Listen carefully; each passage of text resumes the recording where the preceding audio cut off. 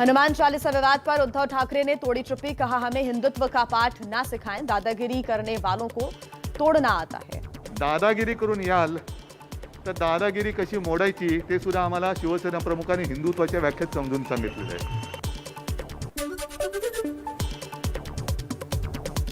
मुंबई में निर्दलीय सांसद नवनीत राणा और उनके पति रवि राणा की जमानत अर्जी पर आज सेशंस कोर्ट में सुनवाई हो सकती है। नवनीत राणा ने लोकसभा स्पीकर को चिट्ठी लिखकर कहा कि गिरफ्तारी के बाद थाने में मुझे पीने तक का पानी नहीं दिया गया, जातिसूचक शब्द भी इस्तेमाल किए गए। जेल में बंद राणा दंपत्ति को बॉम्बे हाईकोर्ट से बड़ा झटका, कोर्ट ने एफआईआर रद्द करने की मांग। खारज की हिरासत में टॉर्चर करने के आरोप पर लोकसभा सचिवालय ने महाराष्ट्र सरकार से जवाब मांगा। उनको नीची जात का बच्चा बताकर उनके साथ दुर्व्यवहार किया गया, उनको पीने का पानी तक नहीं दिया गया। ये जो इन्फॉर्मेशन आप दे रहे हैं मैं इसके बारे में इंक्वायरी करूंगा।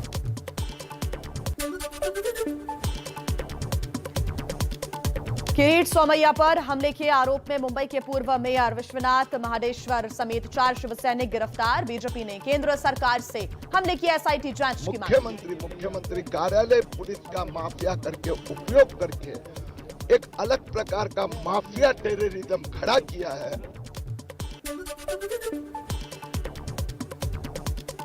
बीजेपी नेता किरीट सोमैया एफआईआर में कथित हेरफेर को लेकर आज खार थाने में शिकायत देंगे। किरीट सोमैया का आरोप, मुंबई पुलिस ने फर्जी एफआईआर जारी की। उद्धव ठाकरे संजय राउत के खिलाफ अवमानना की कार्रवाई की मांग को लेकर आज बॉम्बे हाईकोर्ट में जनहित याचिका पर सुनवाई। महाराष्ट्र के डिप्टी सीएम अजित पवार ने कहा, हनुमान चालीसा पढ़नी है तो अपने घर पर पढ़े, कुछ लोग माहौल बिगाड़ने की कोशिश कर रहे हैं। ट्विटर पर आम आदमी पार्टी के चालीसा पाठ के बाद एनसीपी की कार्यकर्ता फहीमदा हसन ने पीएम आवास के बाहर हनुमान चालीसा पाठ की मांग की। गृह मंत्रालय को लिखी चिट्ठी। एनसीपी अध्यक्ष शरद पवार का बीजेपी पर निशाना, कहा महाराष्ट्र में सत्ता न मिलने से बीजेपी परेशान है। उद्धव पर बयानबाजी अफसोसजनक।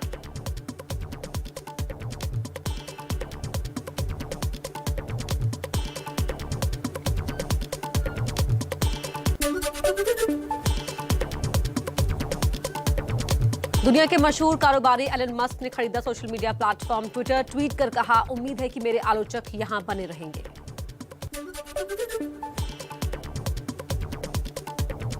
ट्विटर कंपनी बोर्ड ने एलन मस्क के $54.20 प्रति शेयर की पेशकश को मंजूर किया। $44 अरब में हुआ सौदा पक्का।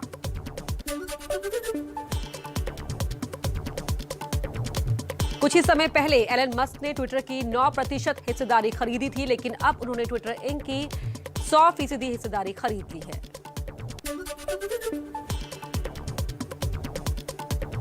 ट्विटर के बिकने पर सीईओ पराग अग्रवाल का ट्वीट, ट्विटर का एक मकसद है जो पूरी दुनिया को प्रभावित करता है, अपनी टीम और अपने काम पर गर्व है।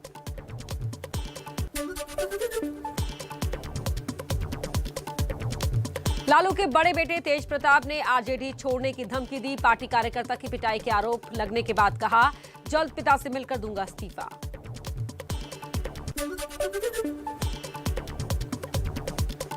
झारखंड के पूर्व मुख्यमंत्री रघुवर दास का मुख्यमंत्री हेमंत सोरेन पर बड़ा हमला, अपनी पत्नी और प्रेस सलाहकार के नाम पर औद्योगिक जमीन हड़पने का आरोप लगाया। कर्नाटक के बेंगलुरु में उपराष्ट्रपति वेंकैया नायडू ने दलबदल विरोधी कानून में कमियों पर चिंता व्यक्त की, कहा कानून में संशोधन का समय आ गया। समान नागरिक संहिता पर तेजस्वी यादव ने कहा, देश आरएसएस के एजेंडे पर नागपुर से चल रहा है, ऐसा कानून लाया जा रहा है तो इसका संसद में विरोध करेंगे। दिल्ली के मुख्यमंत्री अरविंद केजरीवाल और पंजाब के सीएम भगवंत मान आज साझा प्रेस कॉन्फ्रेंस करेंगे।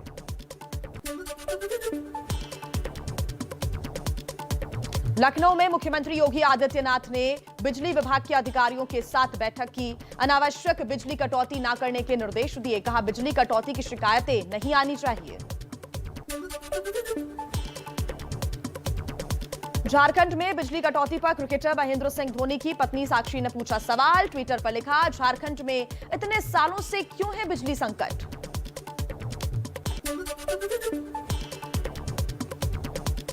चुनावी साल में हिमाचल प्रदेश के सीएम ने छेड़ा यूनिफॉर्म सिविल कोड का मुद्दा, कहा उठा रहे हैं जरूरी कदम। अध्ययन करने के पश्चात इसको एग्जामिन करने के बाद क्या क्या चीजें की जा सकती हैं, क्या करना उचित रहेगा, सारी चीजें हम उस तरह से अध्ययन करने के बाद एक जब निष्कर्ष पर पहुंचेंगे तो निश्चित रूप से उस पर आगे बढ़ के काम करेंगे। दिल्ली में कांग्रेस की अनुशासन कमेटी की सुबह 11 बजे बैठक, सुनील जाखड़ और केवी थॉमस पर कार्रवाई को लेकर फैसला होगा। कांग्रेस के चिंतन शिविर में चर्चा के लिए 6 कमेटी गठित, गुलाम नबी आजाद, आनंद शर्मा, मनीष तिवारी, शशि थरूर का नाम शामिल। 13 से 15 मई तक उदयपुर में होगा चिंतन शिविर। राजस्थान के अलवर में अतिक्रमण को लेकर बवाल के बाद एसडीएम पर गिरी गाज, राजस्थान सरकार ने राजगढ़ के एसडीएम को किया सस्पेंड।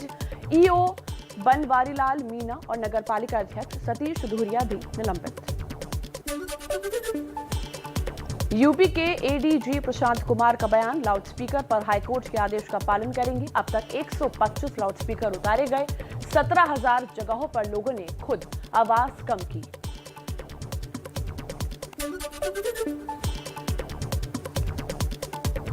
कर्नाटक में हिजाब के बाद बाइबल पर विवाद, बेंगलुरु के एक प्राइवेट स्कूल ने बच्चों के लिए बाइबल को किया अनिवार्य। स्कूल के नए फरमान पर हिंदू संगठनों का विरोध।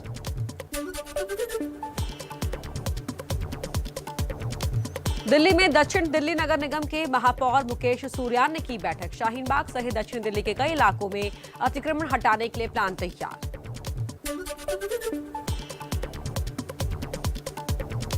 फेक न्यूज और नफरत फैलाने वाले 10 भारतीय और 6 पाकिस्तानी यूट्यूब चैनल्स को सरकार ने किया ब्लॉक। एबीपी न्यूज के नाम पर फर्जीवाड़ा करने वालों पर भी एक्शन।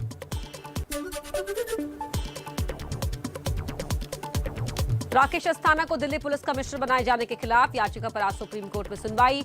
कोर्ट ने केंद्र को नोटिस जारी कर मांगा है जवाब।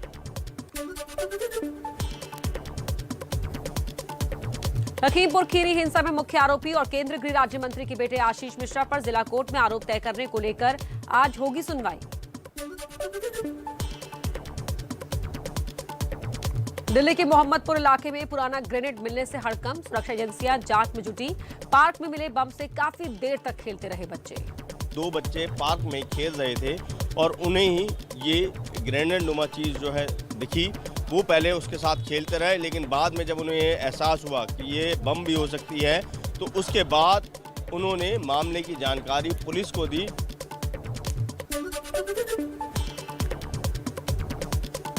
दिल्ली पुलिस की स्पेशल सेल ने इंटरनेशनल ड्रग्स रैकेट का भंडाफोड़ किया। 6 करोड़ रुपए की ड्रग्स बरामद, 3 नाइजीरियन सप्लायर गिरफ्तार। मुंबई में पुलिस ने महिला को ड्रग्स के साथ गिरफ्तार किया। प्रेग्नेंट महिला के पास मिला 50 लाख की हीरोइन। महिला के पास 345 ग्राम था ड्रग्स। गुजरात के निर्दलीय विधायक जिग्नेश मेवाणी को एक मामले में मिली जमानत, लेकिन दूसरे केस में गिरफ्तार हुए अधिकारियों पर हमले के आरोप में असम के बरपेटा पुलिस ने गिरफ्तार किया। गुजरात के पास समंदर में इंडियन कोस्ट गार्ड और गुजरात एटीएस ने पकड़ी पाकिस्तानी बोट। 280 करोड़ रुपए की ड्रग्स के साथ 9 पाकिस्तानी तस्कर गिरफ्तार। 22 अप्रैल को जम्मू के सुजनवा में हुए आतंकी हमले में पुलिस को बड़ी सफलता मिली है। आतंकियों की मदद के आरोप में पुलिस ने 2 लोगों को गिरफ्तार किया। घुसपैठ में इस्तेमाल हुए ट्रक भी जब्त किए।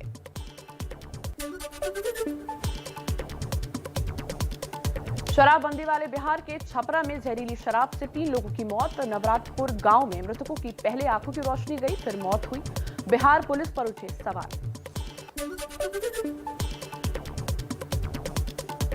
यूपी के अयोध्या में रेलवे फाटक पर बड़ा हादसा टला। खुले फाटक से तेज रफ्तार से गुजरी ट्रेन, सोता रहा गार्ड। ट्रेन गुजरने के बाद बंद किया फाटक, वीडियो हुआ वायरल। दिल्ली के सत्य निकेतन इलाके में गिरी 3 मंजिला इमारत। बिल्डिंग में चल रहा था मरम्मत का काम। हादसे में 2 लोगों की मौत। यूपी के गाजियाबाद में 3 साल के बच्चे के सीवर में गिरने से अफरा तफरी मची। लोगों ने बच्चे को बाहर निकाला, बच्चा सही सलामत। नगर निगम की लापरवाही के खिलाफ लोगों का गुस्सा।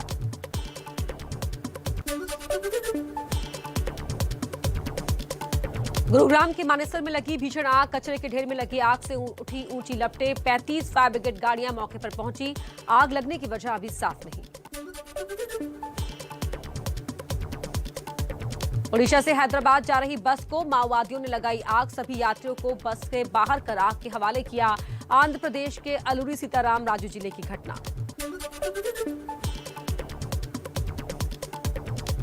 यूपी के लखनऊ में कार शोरूम में आग से हड़कंप। तीसरी मंजिल पर कार सेक्शन और स्पेयर पार्ट्स में लगी आग। फंसे हुए लोगों को सुरक्षित बाहर निकाला गया। आग कैसे लगी पता नहीं। प्रधानमंत्री मोदी आज सुबह 10:30 बजे शिवगिरी तीर्थ यात्रा की 90वीं वर्षगांठ और ब्रह्म विद्यालय की स्वर्ण जयंती के संयुक्त समारोह का करेंगे उद्घाटन।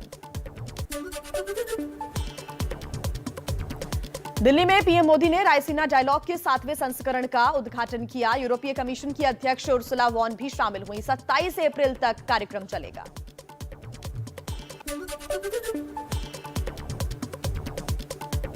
सीबीएसई की 10वीं और 12वीं की परीक्षाएं आज से शुरू होगी। 34 लाख से ज्यादा छात्र होंगे शामिल। एलआईसी का आईपीओ 4 मई को होगा लॉन्च। निवेशक 9 मई तक लगा सकेंगे पैसे। सरकार जुटाएगी 21,000 करोड़ रुपए। देश भर में कोरोना के 2,581 नए केस दर्ज किए गए। एक्टिव केस बढ़कर 16,522 हुए। 27 अप्रैल को पीएम और कई राज्यों के सीएम के बीच होगी बैठक। दिल्ली में लगातार चौथे दिन कोरोना के 1,000 से ज्यादा नए केस। एक्टिव केस 4,168 हुए। संक्रमण दर बढ़कर 6.45% पहुंची। बीते 24 घंटे में उत्तर प्रदेश में कोरोना के 210 नए मामले सामने आए। सबसे ज्यादा नोएडा में 120 मरीज मिले। रूस और यूक्रेन के बीच युद्ध का आज 62वां दिन। रूस ने कीव में रेलवे के इंफ्रास्ट्रक्चर पर हमले किए। 5 लोगों की हुई मौत।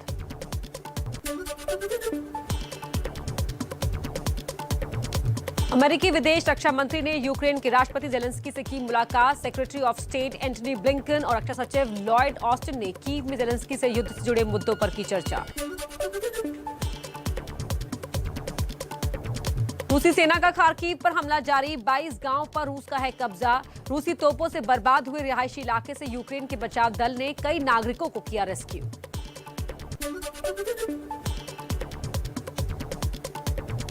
रूस यूक्रेन की जंग के बीच संयुक्त राष्ट्र महासचिव एंटोनियो गुटेरेस आज मॉस्को में राष्ट्रपति पुतिन से करेंगे मुलाकात।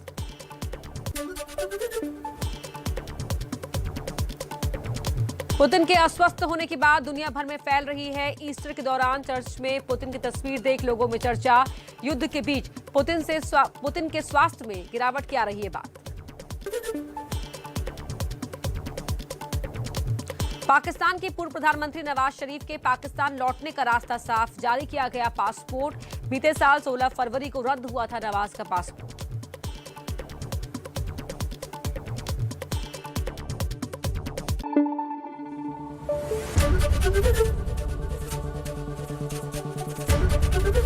एबीपी न्यूज आपको रखे आगे।